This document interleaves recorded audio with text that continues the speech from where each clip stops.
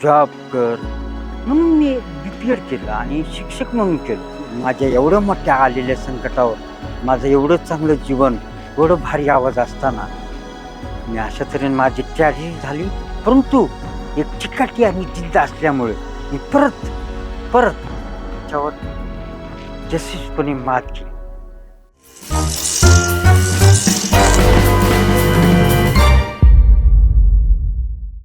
मी Ghanshyam Patil from Osmanabad. माझं लहानपण पूर्ण उत्साहामध्येच गेले. माझे वडील सरकारी नोकरदार असल्यामुळे माझी परिस्थिती तशी बरीच होती. माझे पूर्ण शिक्षण उस्मानाबादमध्ये झाले. माझे प्राथमिक शिक्षण मल्टीपर्पज हायस्कूल उस्मानाबाद येथे झाले. त्यावेळेस मी 9वीला असताना मला एक मी गाणं म्हणलं. 15 ऑगस्ट दिवशी मी एक गाणं सादर केलं. ते गाणं होतं, मेरे देश प्रेमियो आपस में प्रेम करो, मेरे देश प्रेमियो. हे गाणं खूप चांगले झाले. मला सरांनी, मुलामुलींनी खूप रिस्पॉन्स दिला. मला माहीत नव्हतं की मी गायक आहे म्हणून. परंतु लोकांचा रिस्पॉन्स पाहिल्यानंतर मला समजलं की मी माझ्याकडे गायनाची कला आहे. नंतर काही दिवसांनी एका कार्यक्रमात मला दुसरं गाणं मिळालं. ते गाणं होतं शराबी या पिक्चरमध्ये दीदी प्यार दे हे गाणं. ते तर एवढं डोक्यावर घेतलं लोकांनी, मला सगळ्या मुलामुलांनी, आणि पूर्ण शाळेत माझं नाव झालं की घनश्याम पाटील म्हणजे खूप सुंदर गायक आहे. आणि अशा तऱ्हेनं माझी 10वी झाली. परत मी कॉलेजला गेलो आणि उस्मानमध्ये आर-पी कॉलेज खूप गाजलेलं कॉलेज आहे. मी तिथं ॲडमिशन घेतलं आणि आणि मी तिथं 11वी सायन्सला ॲडमिशन घेतलं. 11वी सायन्सला ॲडमिशन घेतल्यानंतर आणि आर-पी कॉलेज एक महत्त्वाचं आहे की तेथील गॅदरिंग खूप चांगल्या प्रकारे होते. तिथली गॅदरिंग म्हणजे नंबर 1ची गॅदरिंग. मग माझी तर उत्सुकता होती, कधी गॅदरिंग येते, कधी गॅदरिंग येते, कधी गॅदरिंग येते. आणि अशा तऱ्हेने गॅदरिंगचं सिलेक्शन सुरू झालं आणि माझं सिलेक्शन लगेच केलं. कारण ॲक्च्युली माझा आवाज चांगला होता. त्याच्यामुळे लगेच सिलेक्शन झालं आणि मला गॅदरिंगला तिथं आर-पी कॉलेजमध्ये चान्स मिळाला. आणि त्यावेळेस आशिकी पिक्चरचे खूप गाणे चालले होते. त्यावेळेस मी पहिला 11वी सायन्सला तू मेरी जिंदगी है हे गाणं म्हटलं. मग ते गाणं एवढं भारी झालं, एवढं म्हणजे खूप चांगलं झालं. मी ज्यावेळेस स्टेजवरून खाली उतरलो, त्यावेळेस सर्व माझे लेक्चरर, माझे विद्यार्थिनी जवळ आणि काँग्रॅट्स घनश्याम, काय गाणं झालं म्हणू लागले. अशा तऱ्हेने मला जाणवलं की माझ्यामध्ये काहीतरी आहे, एक कला आहे. मी खूप आनंदानं भारावून गेलो आणि मी ठरवलं की या क्षेत्रात आपण काहीतरी करायचे. आणि अशा तऱ्हेने 11वी परत 12वीला दुसरं गाणं म्हणलं. First year, second year, third year अशा तऱ्हेने प्रत्येक गाणे वन्स मोर माझे गाणे ऐकण्यासाठी मुलं-मुली थांबायचे आणि माझं गाणं झालं की घरी जायचे. अशी परिस्थिती झाली. सगळे लोकं म्हणजे सगळे स्टाफ आणि पूर्ण कॉलेज मला ओळखत होतं की मला दुसरं नाव कुमार शानू कॉलेजमध्ये पडलं. कारण आणि माझं एक तत्व होतं, की मी कधीही असे स्लो असे गाणे म्हणतो, कधी बी हाय स्केलचे गाणे म्हणायचे आणि विथ ॲक्टिंग माझी त्याची ॲक्टिंग महत्त्वाची होती. आणि अशा तऱ्हेनं मला खूप रिस्पॉन्स मिळाला. माझं जीवन एवढी आनंदित झालं. मला एवढं करमायला लागलं कॉलेजमध्ये, की मला रोज कॉलेजमध्ये जावं वाटायलं. कारण मला तेवढा मान, प्रतिष्ठा कॉलेजमध्ये मिळू लागली. आणि मग अशा तऱ्हेने माझी बी-एससी झाली आणि मी छोटे मॅरेज शो करायचो. रिसेप्शनचे कार्यक्रम येऊ लागले मला. नंतर नंतर मला वाटलं, की माझ्या आवाजामध्ये एक एक मला गॉड गिफ्ट आहे. एक नॅचरल गिफ्ट मला मला मिळालेली आहे. तो म्हणजे माझा आवाज. म्हणून मी ठरवलं, की आपण मुंबईला जायचं आणि काहीतरी करून दाखवायचं, हे ठरवलं. आणि म्हणून मी मुंबईला गेलो. मुंबईला गेल्यानंतर तिथं थोडं मी स्ट्रगल केलं. एक 7-8 महिने राहिलो तिथं आणि इकडं-तिकडं काही गाण्यामध्ये होतंय का? पहिल्यांदा बारमध्ये बघावं म्हणलं. जसे कुमार शानू सध्या बारमधून आता टॉपचा सिंगर आहे. मी तसं केलं.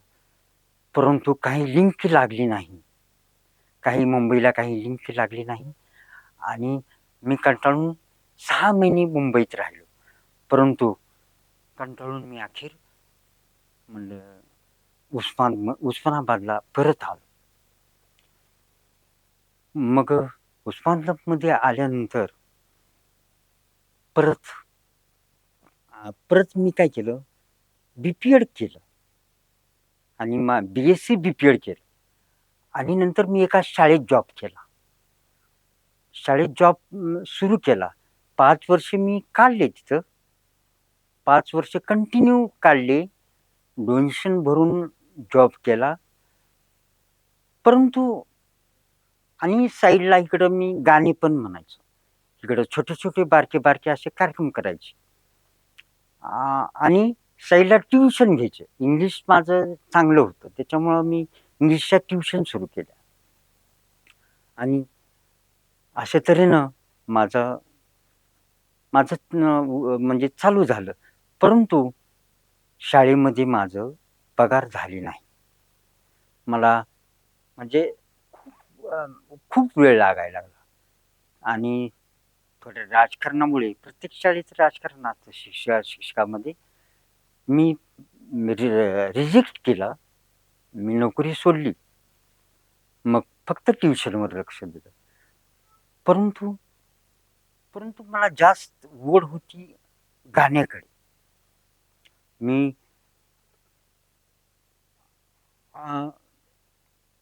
शो चालूच ठेवले आणि लग्नाचे शो, रिसेप्शनचे शो असे बरेच शो यायचे आणि एक ऑर्केस्ट्रा मी तयार केला कराओकेवर. अशा तऱ्हेनं मी माझं लाईफ चालू होतं आणि असंच एका कार्यक्रमामध्ये एक रिसेप्शन कार्यक्रम होता. त्यामध्ये काय घडलं म्हणजे नियतीला कधी काय होईल ते सांगता येत नाही.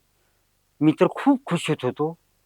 मला रिसेप्शनचा कार्यक्रम आला आणि मी रिसेप्शनचे कार्यक्रम सुरू केला. माझी गायिका, परत माझे मित्र असे गाणे सुरू केले आणि अचानक एक 4-5 गाणे नंबर 1चे झाले. खूप एक्सलंट.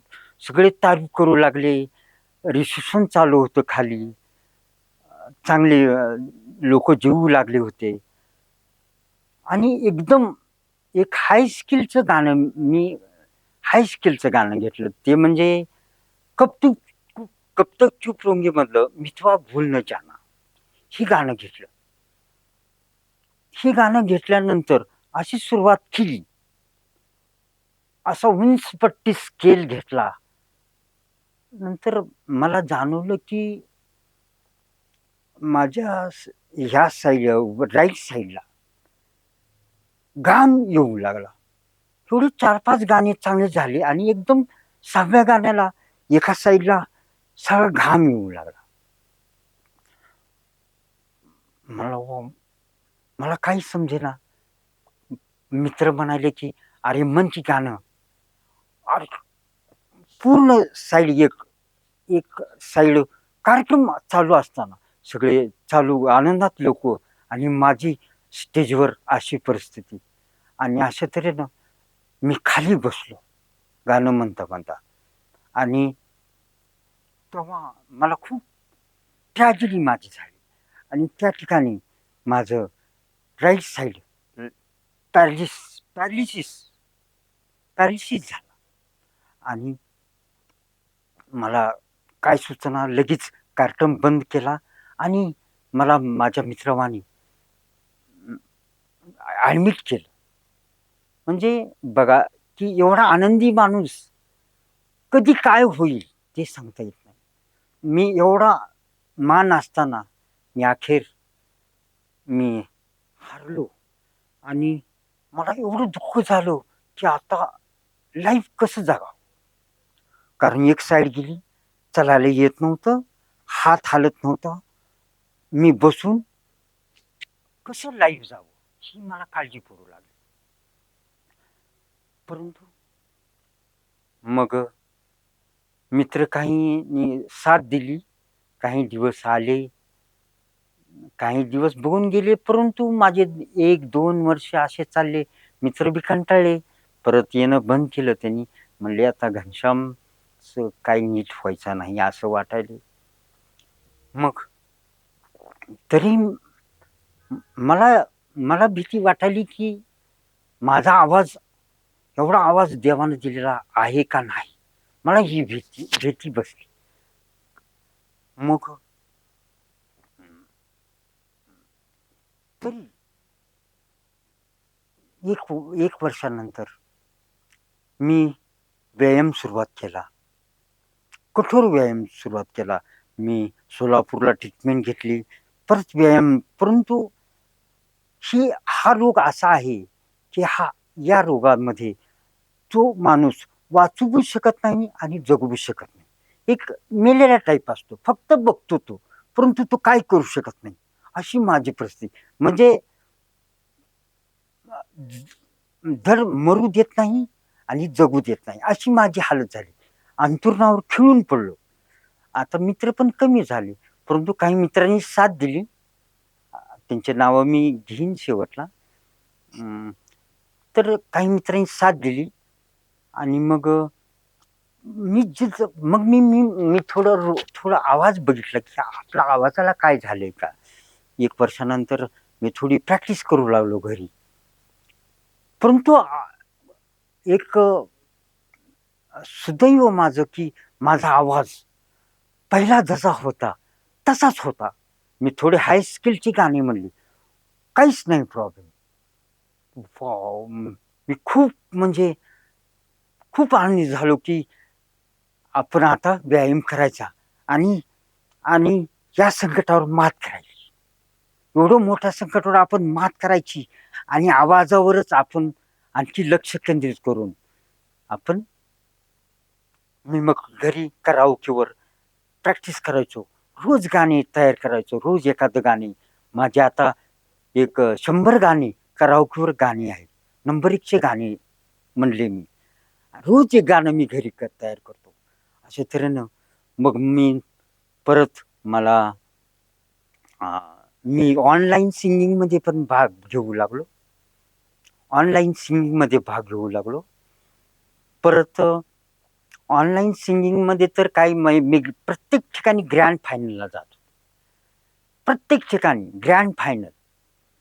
परंतु तिथं पण थोडी वशिलेबाजी असते. परत थोडं ग्रँड फायनल पण पोचत होतो. मला गॅरंटी होती की मी निश्चित तिथं पण टॉप होतो. परंतु थोडं ऑनलाईन आपल्याला काही माहीत नसते. तिकडच्या तिकडं ते बघतेत का नाही काही माहीत नाही. अशा तऱ्हेनं माझा आवाज सुरू झाला. परंतु परत मित्र म्हणाले की अरे घनश्यामचा आवाज आणखी पहिल्यासारखा आहे. आणखी गाणं म्हणू लागला आहे आणि चालायला पण यायला लागलो त्याला.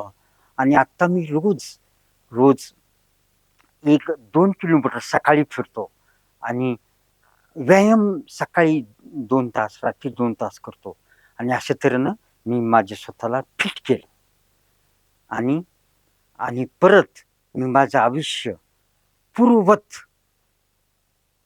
करण्यात यशस्वी होऊ लागलो.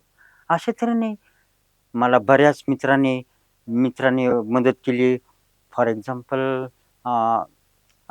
Advocate Suhas Tanawade, advocate Jagdale, Jayant Jagdale sir, तर PSI जमाल तांबुळी यांनी मला आर्थिकसुद्धा मदत केली आणि मला त्यांनी एक सपोर्ट देऊन मला माझ्या नावानं हेल्प फ्रेंड्स हे एक एक चॅनल काढलं.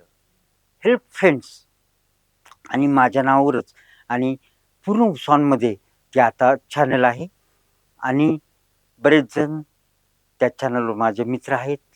अशा तऱ्हेनं मी परत मी माझ्या एवढ्या मोठ्या आलेल्या संकटावर माझं एवढं चांगलं जीवन, एवढं भारी आवाज असताना मी अशा तऱ्हेने माझी ट्रॅजेडी झाली.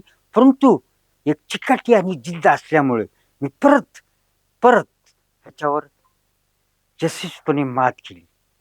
मी तुम्हाला वाटेल की ह्यांचा घनश्यामचा आवाज आहे का नाही, का उगाच म्हणतंय. जर आवाज ऐकायचा असेल तर मी एक 1-2-3 झलक म्हणून दाखव. 2 आदर्श आयडियल सिंगर आहेत, ते म्हणजे कुमार शानू आणि मोहम्मद आजिज. हे दोन्ही गायक खूप उंच पट्टी आहे यांची. ह्यांच्या पट्टीचे गाणे मी म्हणतो म्हणजे एक हाय स्किलचे गाणे हे काही सोपं काम नाही. साधे गाणे कोणी म्हणू शकतो, परंतु एक हाय स्किलचे गाणे, फॉर एक्झाम्पल आता मी तुमच्यासमोर, तुम्हाला वाटेल की हा नुसताच गायक आहे, परंतु मी समोर हाय स्किलचे कुमार शानूचं आणि मोहम्मद आजिजचं 2 गीत सादर करतो. आणि ज्या गाण्यामध्ये मला अटॅक आला ते गाणं आहे मोहम्मद आजिजचं. ते पण मी गाणं तुम्हाला म्हणून दाखवतो, कारण ते गाणं खूप हाय स्किलचं आहे. आता मी पहिल्यांदा एक हाय स्किलचं गाणं कुमार शानूच्या आवाजातलं म्हणून दाखवतो. ते बघा. कुछ ना कहो, कुछ भी ना कहो, कुछ ना कहो, कुछ भी ना कहो, क्या कहना है, क्या सुनना है, क्या कहना है, क्या सुनना है, मुझको पता है, तुमको पता है, समय का ये पल थम सा गया है और इस पल में कोई नहीं है, बस एक मैं हूँ, बस एक तुम हो, कुछ ना कहो, कुछ भी ना कहो, कितने गहरे हल्के शाम के रंग है छलके, कितने गहरे हल्के शाम के रंग है छलके, पर्वत से यूं उतरे बादल जैसे आंचल ढलके, कितने गहरे हल्के शाम के रंग है छलके, पर्वत से यूं उतरे बादल जैसे आंचल ढलके, और इस पल में कोई नहीं है, बस एक मैं हूँ, बस एक तुम हो, कुछ ना कहो, कुछ भी ना कहो क्या कहना है, क्या सुनना है, मुझको पता है, तुमको पता है, समय का ये पल थम सा गया है,